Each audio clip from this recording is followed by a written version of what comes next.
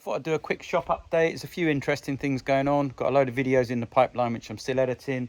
There's a new one coming hopefully Monday, and some more stuff for Patreons as well. Let's see what's going on in the shop. So there it is. It's not quite finished. I haven't done all the stops and the edges of the frame there, but 2 sheets of ply, basic, but it works. It's now virtually sealed. I've also done ply here. Oh, it's warm in here. Have a look. 33. So this has just been poured. So I'll show you a little clip. I'll get it down to about 14, 15 in here with this bad boy, this little air conditioning unit, which is also a heater, and my liquid cooled table. And then after about a week or so, to speed up the cure, I get it really hot. See how hot the slab is now. Warm it up when we're near there. So that's the slab. 33. So nice and warm. And then that will help speed up the cure. So what I've done here, just in case we need to get into the CNC for cleaning or any sort of servicing, just basic doors. Now we've got this connected and I've got a sort of basic air extraction which came with it and it's out of the way. The next stage is to actually connect finally the suction or vacuum pumps, and then I might actually start trying to cut some patterns and shapes. But you can go around here. There's a slab being flattened at the moment, so this is working really well. I may put some glass in there for some light, but to be honest, it's quite useful storage. I think these doors on the outside, I'm going to get an extra hinge on. I think they're probably potentially going to be some little clamps on some of that, like a clamp rack out the way. So yeah, I'm really pleased with that. It was a real pain to do on my own.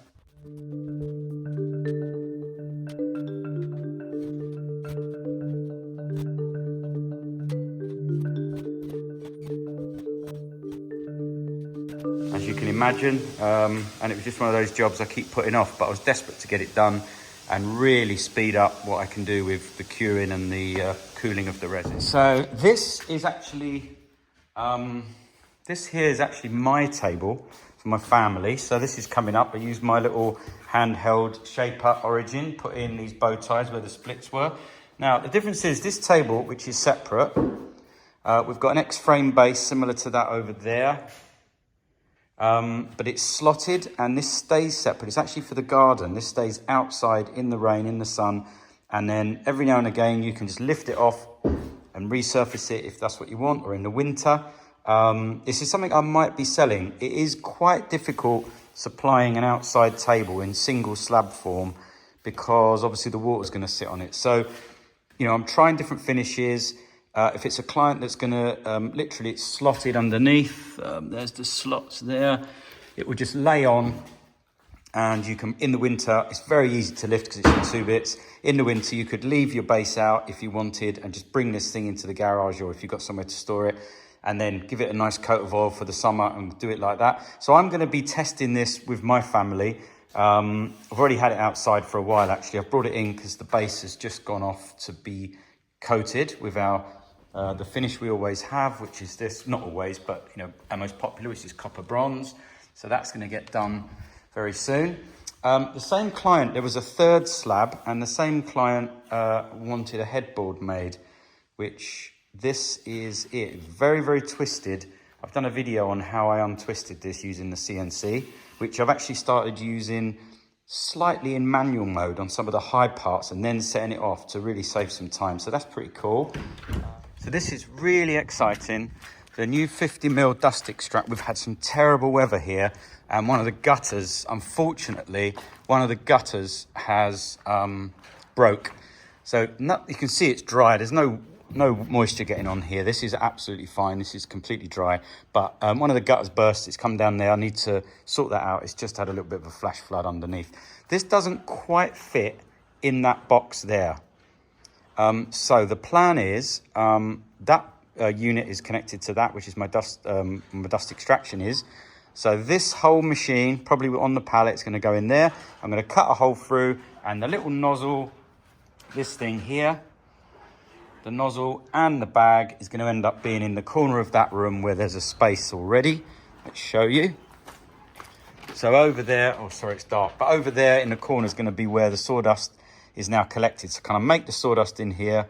I wish it was the other way around. I might measure up because obviously the sawdust's in here, but I've got to carry the sawdust round to the other side and then bring the briquettes will come back. This is the briquettes. Now they do get quite big. These look small in length because, let's have a look, because this is actually cedar.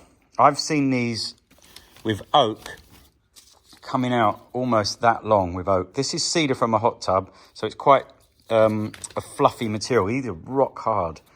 The old briquettes were the square ones you can see in there, 20 mil. These are 50 mil, and I'm usually getting something on average like that with oak, maybe twice as long. They're slightly different. What's different about this machine? Let me first tell you what it is. So this is a FALACH 50, and it does just over twice as much per hour as the 20. And inside, it's very hard to see, but there's this big knife, if you can see it. I'm going to switch it on and get rid of some of the sawdust, and then we can have a look.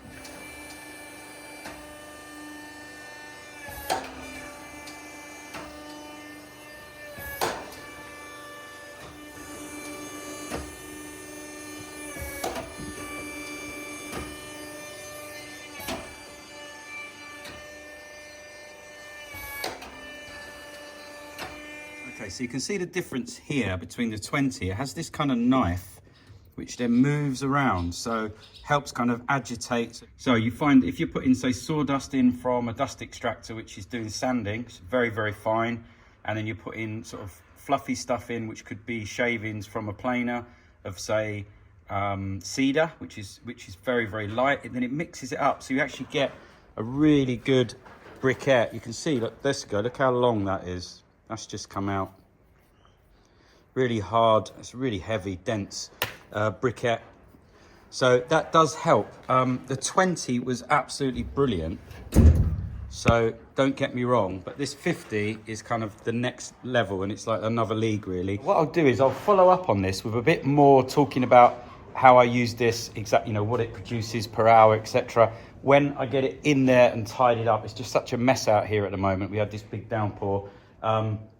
So just wanted to update you. So I do now have the 50, FALACH 50. It's the same company as the one I had before, the baby one, the 20. Just higher output with that mixing wheel. And there is an adjustment for superfines. There's like a clicker, you can have the wheel change directions and stuff. The other thing that I do really like about this, obviously it's away from the workshop, it's a little bit noisy. I can leave this one running and it auto shuts down, which is something I really wanted on the 20. So I could fill it up, forget about it, and then come out and not have it run all day with no material in. So yeah, I'll do a follow-up on this, I promise, and give you a full in-depth on it and how I've been using it after I've had it for a month or so. So let's come back to it then.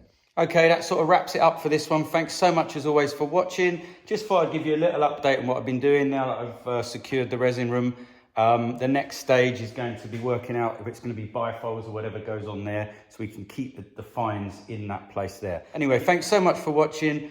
Keep a lookout. There's a new video coming of, I think it's a turquoisey blue table, which is actually for me and my family. It's already been on the Patreon site, and we're using it on the outside, but under the cover that I built. So stay safe, everyone. See you all on the next one. Thanks for watching. Bye.